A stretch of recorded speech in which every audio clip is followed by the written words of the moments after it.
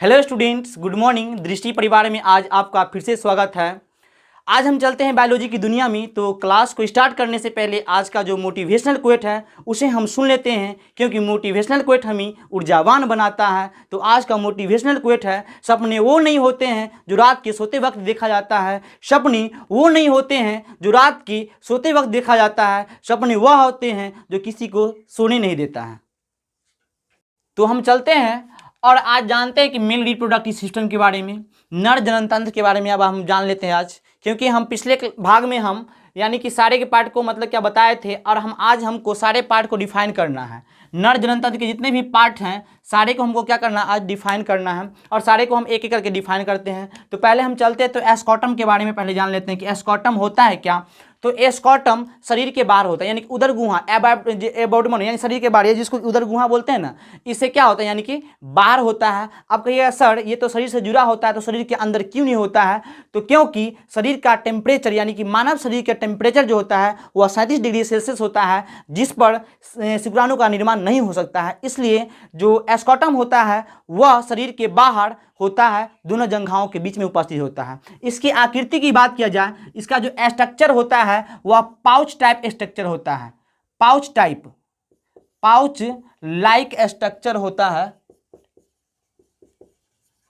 Pouch like structure कहने का मतलब क्या कि थैलीनुमा संरचना, थैलीनुमा संरचना होता है। इसका संरचना होता है, थैलीनुमा संरचना होता है। एस्कॉटम का जो संरचना होता है वह थैली के समान होता है, ठीक है, यानी जिसको हम पाउच लाइक स्ट्रक्चर कहा जाता है, ठीक है। इसका जो टेम्परेचर होता है वह शरीर के टेम्परेचर से 2 से 3 डिग्री सेल्सियस कम होता है, ठीक है। इसके अंदर ही क्या होता है, इसके अंदर एक जोड़ा वृषण उपस्थित होता है। इसके अंदर एक जोड़ा वृषण उपस्थित होता है जिसमें नर युग्मक शुक्राणु का निर्माण होता है। और इसी के माध्यम से क्या होता है, तो नर सेक्स हार्मोन एंड्रोजन या टेस्टोस्टेरोन नामक हार्मोन स्रावित होता है। तो हम इसके बारे में एक एक बार के जान लेते हैं। तो ये एस्कॉटम है। एस्कॉटम के अंदर क्या है, तो ये टेस्टीज है, एक जोड़ा टेस्टीज है। और टेस्टीज के अंदर ही देखिएगा तो टेस्टीज के ऊपर वाला जो भाग है, जो आवरण है, इस आवरण को हम क्या बोलते हैं, तो इपीडायडिमिस कहा जाता है, अधिवृषण कहा जाता है।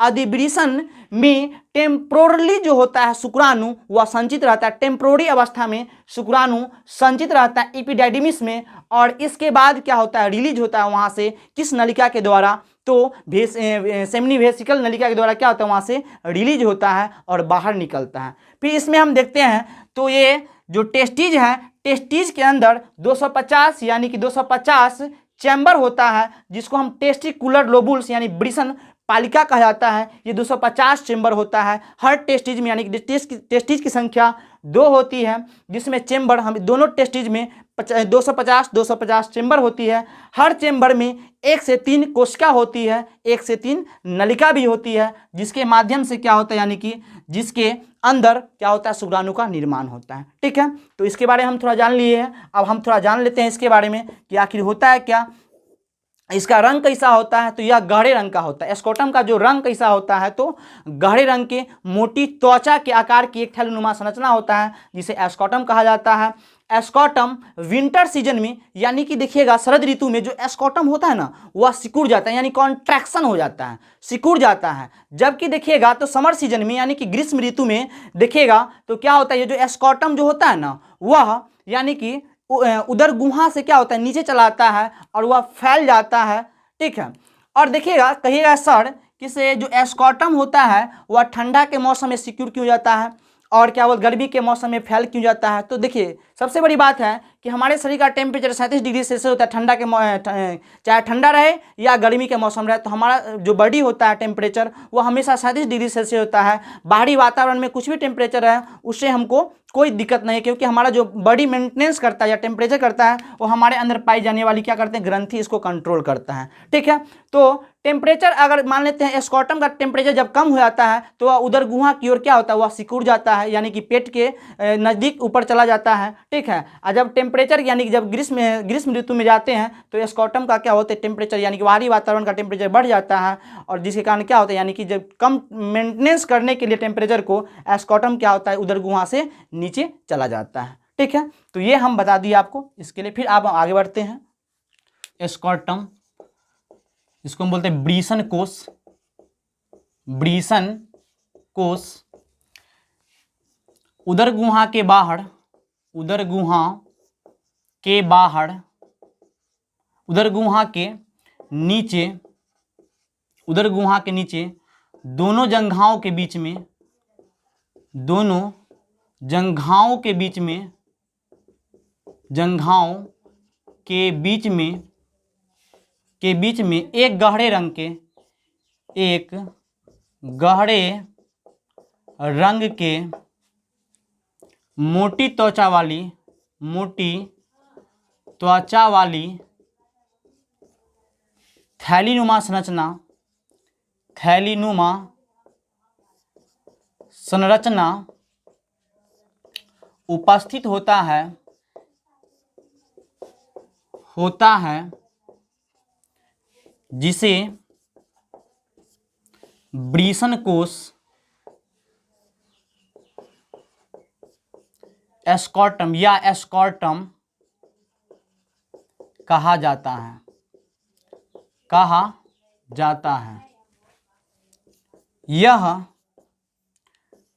उदर गुहा के बाहर, यह उदर गुहा के बाहर दो खंडों में विभाजित हो जाता है, विभाजित हो जाता है, हो जाता है। प्रत्येक में, प्रत्येक खंड में एक एक, एक एक टेस्टीज यानी कि ब्रीसन उपस्थित होता है, ब्रीसन उपस्थित होता है। ठीक है, नेक्स्ट पॉइंट, ब्रीसन कोश का तापमान यानी कि टेम्परेचर शरीर के तापमान से, शरीर के तापमान से 2 या 3 डिग्री सेल्सियस कम होता है,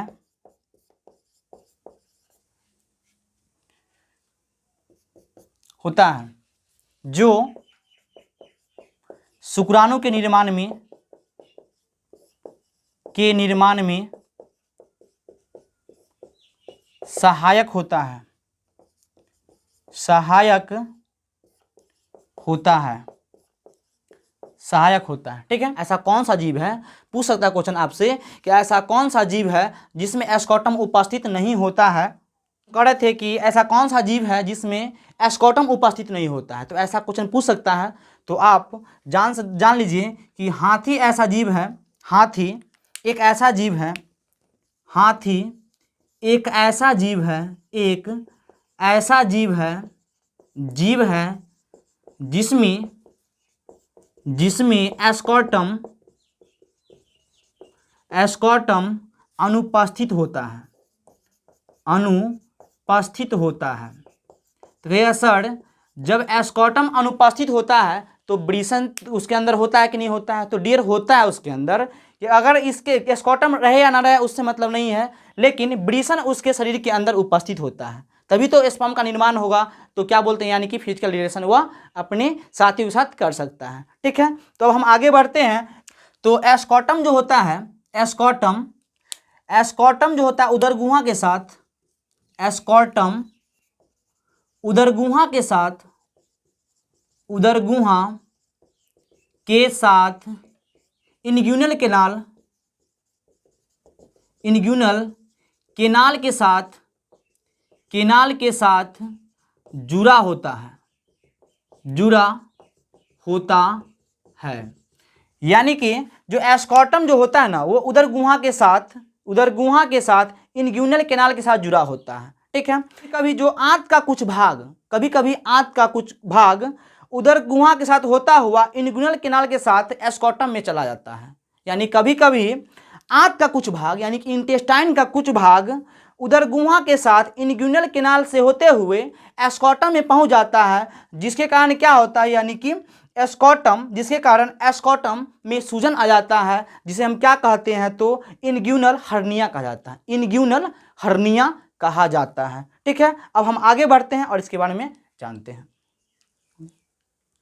एक बार हम फिर से जान लेते हैं कि एस्कॉटम क्या होता है। तो एस्कॉटम उदरगुहा के नीचे दोनों जंघाओं के बीच में एक गहरे रंग के मोटी त्वचा वाली थैलीनुमा संरचना उपस्थित होता है, जिसे ब्रिसन कोश या एस्कॉटम कहा जाता है। ठीक है, एस्कॉटम का आकार कैसा होता है, तो अंडाकार होता है। ठीक है, यह उदरगुहा के बाहर 2 खंडों में विभाजित होता है।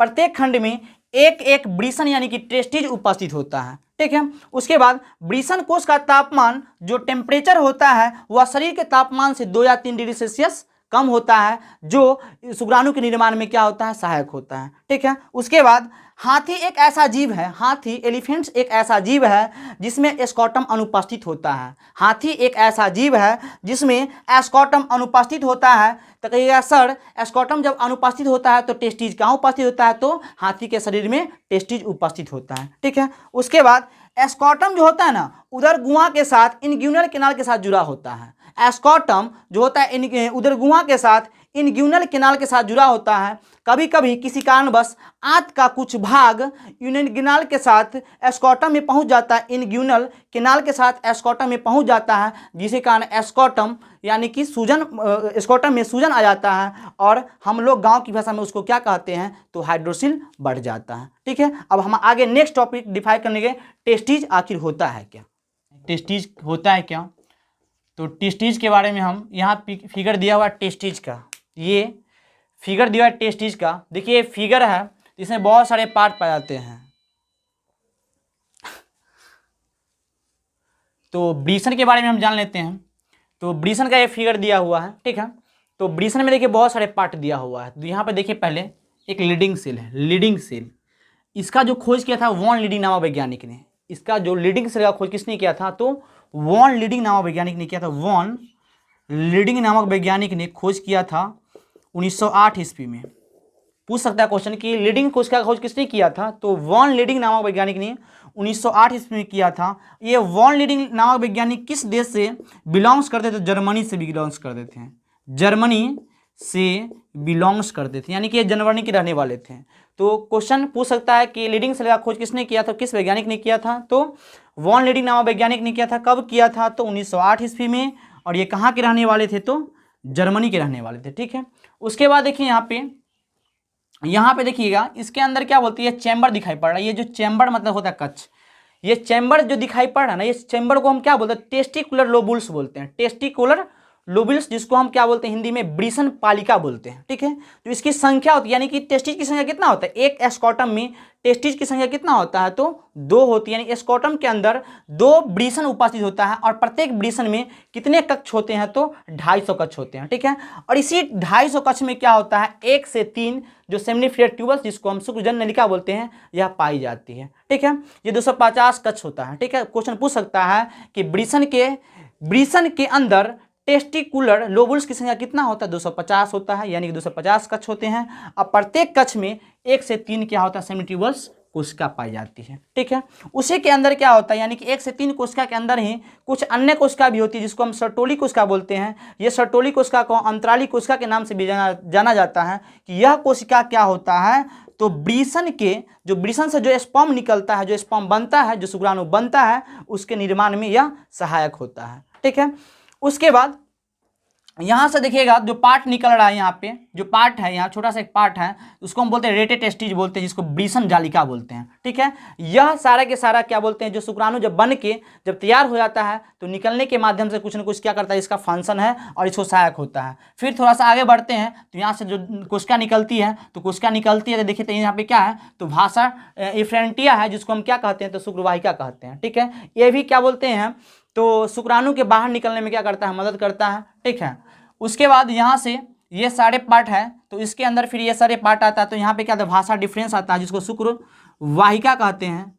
शुक्रवाहिका कहा जाता है। ये शुक्रवाहिका सबसे बड़ा इंपॉर्टेंट रोल है, क्योंकि शुक्रवाहिका के माध्यम से ही जो स्पर्म बनता है, वो बाहर क्या होता है, रिलीज होता है। स्पर्म कुछ देर के लिए, यानी कि टेम्प्रोरी जिसको बोलते हैं, टेम्प्रोरी तरीके से यहाँ कहाँ बनने के बाद कहाँ संचित रहता है, तो अधिवृषण में संचित रहता है। अधिवृषण जिसको एपिडायडिमिस कहते हैं, अधिवृषण में कुछ समय के लिए यह संचित रहता है, उसके बाद समय आने के बाद क्या होता है, वह रिलीज कर जाता है। ठीक है। टेस्टिज जो है, टेस्टिज में ही किसका निर्माण होता है, तो इसका दो कारण है। पहला जो होता है तो स्पर्म का निर्माण होता है। टेस्टिज के अंदर किसका निर्माण होता है, तो स्पर्म जिसको हम क्या कहते हैं, तो शुक्राणु का निर्माण होता है। और टेस्टिज के ही द्वारा नर सेक्स हार्मोन का स्रावित होता है, जिसका नाम है एंड्रोजन, जिसको हम क्या कहते हैं, एंड्रोजेन बोलते हैं, या टेस्टेस्टेरोन, टेस्टेस्टेरोन कहा जाता है, टेस्टेस्टेरोन कहा जाता है। ठीक है। यानी कि वृषण का सबसे बड़ा फंक्शन क्या है, तो यह शुक्राणु का निर्माण करता है। दूसरा काम क्या है इसका, तो यह एंड्रोजन या टेस्टोस्टेरोन नामक हार्मोन को क्या करता है, स्रावित करता है। यह कौन सा हार्मोन है, तो यह नर सेक्स हार्मोन है। ठीक है। अब हम आगे इसके बारे में कुछ चर्चा कर लेते हैं और इसके बारे में कुछ लिखवा देते हैं, क्योंकि इसका जो आकार कितना बड़ा होता है, तो पूछ सकता है कि टेस्टिज का आकार कितना बड़ा होता है, तो इसका जो लेंथ होता है, वह क्या होता है, 4 से 5 सेंटीमीटर लेंथ होता है। इसकी अगर ब्राइड या क्या बोलते हैं, इसकी अगर ब्राइड की बात किया जाए या चौड़ाई की बात किया जाए, तो 2 से 3 सेंटीमीटर इसकी चौड़ाई होती है। इसका वेट की बात किया जाए, इसका वेट की बात किया जाए तो इसका वेट कितना होता है, तो 12 ग्राम होता है। ठीक है। तो पहले ये जान लीजिए कि इसका लंबाई कितना होता है, तो 4 से 5 सेंटीमीटर इसका क्या होता है, लंबाई होता है। वाइड की यानी कि इसकी चौड़ाई की बात किया जाए तो 2 से 3 सेंटीमीटर इसकी चौड़ाई होती है। और वेट की बात किया जाए तो यह कितना ग्राम का होता है, तो 12 ग्राम का होता है। ठीक है। यह जो देखने में कैसा दिखता है, तो यह गुलाबी, हल्के गुलाबी रंग के होते हैं। जो टेस्टिज होता है क्या, तो यह टेस्टिज यह हल्के गुलाबी रंग के,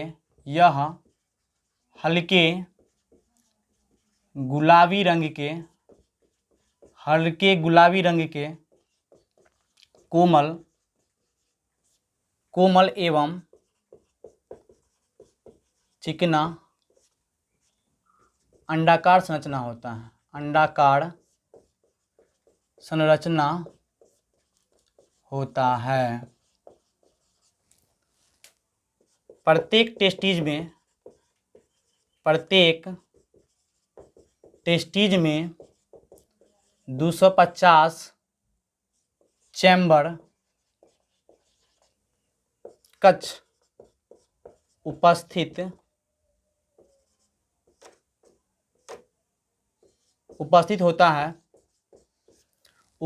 होता है, जिसे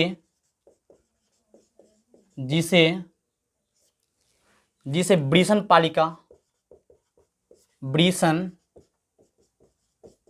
पालिका टेस्टिकुलर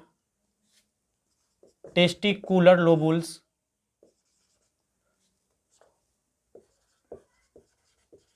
कहा जाता है। ठीक है। उसके बाद वृषण से नर युग्मक शुक्राणु यानी कि स्पर्म का निर्माण होता है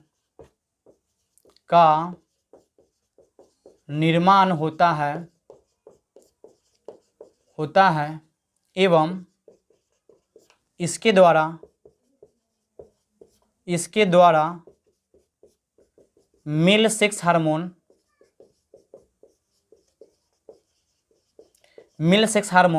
एंड्रोजन या टेस्टोस्टेरोन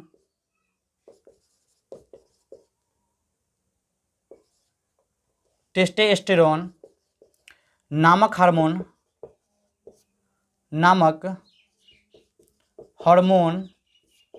स्रावित होता है। इसकी लंबाई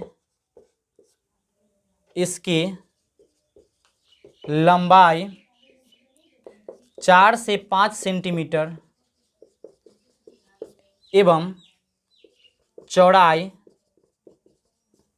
2 से 3 सेंटीमीटर, 2 से 3 सेंटीमीटर होता है। इसकी लंबाई 4 से 5 सेंटीमीटर एवं चौड़ाई 2 से 3 सेंटीमीटर होता है, जबकि इसका भार 12 ग्राम होता है, 12 ग्राम होता है। ठीक है, यह जो है त्रिस्तरीय कोशिका से मिलकर बना था। यह त्रिस्तरीय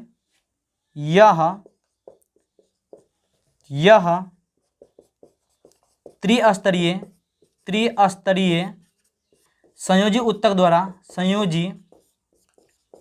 द्वारा बना होता है। यह त्रिस्तरीय संयोजी ऊतक द्वारा बना होता है। तो तीनों का नाम क्या है? पहला है टूनिका वेजिनेलिस, दूसरा है टूनिका वास्कुलोसा और तीसरा है टूनिका एल्बुजिना। ठीक है, ये तीनों संयोजी ऊतक है। ठीक है, एक बार फिर से हम इसको रिवाइज कर लेते हैं। तो यानी ब्रिसन क्या होता है? तो यह हल्के गुलाबी रंग के कोमल एवं चिकना अंडाकार संरचना होता है। यह कोमल गुलाबी रंग के कोमल एवं चिकना अंडाकार संरचना होता है। ठीक है, प्रत्येक टेस्टिज में 250 चेंबर उपस्थित होता है, जिसे हम क्या कहते हैं?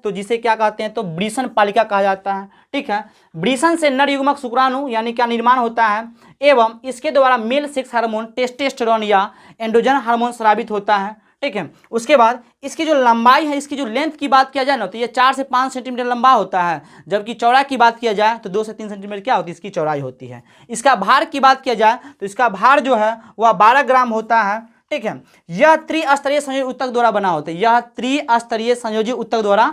होता है। तो पहला जो है टूनिका वेजिनेलिस है, टूनिका वेस्कुलोसा है और टूनिका एल्बुजिना है। ये तीनों ऊतक है, तीनों ऊतक से मिलकर यह क्या होता है? बना होता है। ठीक है, तो ये टेस्टिज की बात किया जाए तो टेस्टिज अगर किसी मानव में मतलब एक ही टेस्टिज उपस्थित है, अगर किसी मानव में एक ही टेस्टिज अगर उपस्थित है तो वह क्या हो सकता है? जब एक ही टेस्टिज उपस्थित होता है तो वह मानव क्या कहलाता है? तो सर्टिलिटी कहलाता है। सर्टिलिटी कहलाता है। अब सर्टिलिटी का मतलब क्या होता है? जिसको हम क्या बोलते हैं? नपुंसकता बोलते हैं। ठीक है, वह नपुंसक हो जाता है क्योंकि वह बच्चे को जन्म नहीं दे सकता है अगर एक ही टेस्टिज इसके अंदर होगा। ठीक है, अगर फिर दूसरा बात क्या कि अगर क्या बोलते हैं बच्चे की बात किया, यानी कि बच्चे की चाइल्ड की बात किया जाए तो बच्चे में अगर क्या बोलते हैं, अगर एक टेस्टिज बाहर निकल जाता है और एक टेस्टिज अगर शरीर के अंदर रहता है तो क्या बोलते हैं? इसको ऑपरेशन करके यानी कि इसको सर्जिकल माध्यम से इसको बाहर निकाला जाता है। ठीक है, अगर किसी मानव को क्या बोलते हैं कि 2 टेस्टिज हैं लेकिन वह एस्पर्म यानी कि वह एस्पर्म रिलीज नहीं करता है, एस्पर्म अगर रिलीज नहीं करेगा तो वो भी मानव क्या हो जाएगा? तो सर्टिलिटी का शिकार यानी कि क्या बोलते हैं? नपुंसकता का शिकार हो जाएगा। वो भी मानव क्या होगा? नपुंसकता का शिकार हो सकता है, क्योंकि स्वस्थ एस्पर्म के लिए यानी कि हेल्दी एस्पर्म के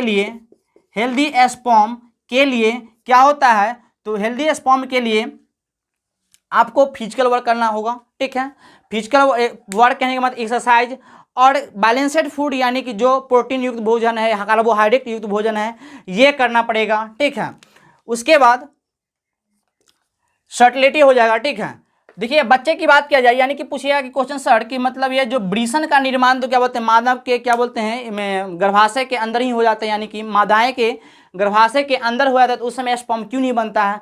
तो डियर एक्चुअली क्या है कि पुबर्टी जो स्टार्ट होता है, पुबर्टी की बात किया जाए तो पुरुषों में जो पुबर्टी स्टार्ट होता है, पुबर्टी की बात यानी कि यौवनारंभ की बात किया जाए तो वह 13 से 16 वर्ष की आयु में स्टार्ट होता है। जो 13 से 16 वर्ष की आयु में यौवनारंभ स्टार्ट होता है। उसके बाद ही क्या होता है? जब स्टार्ट होता है तो उसके बाद ही क्या होता है? उस समय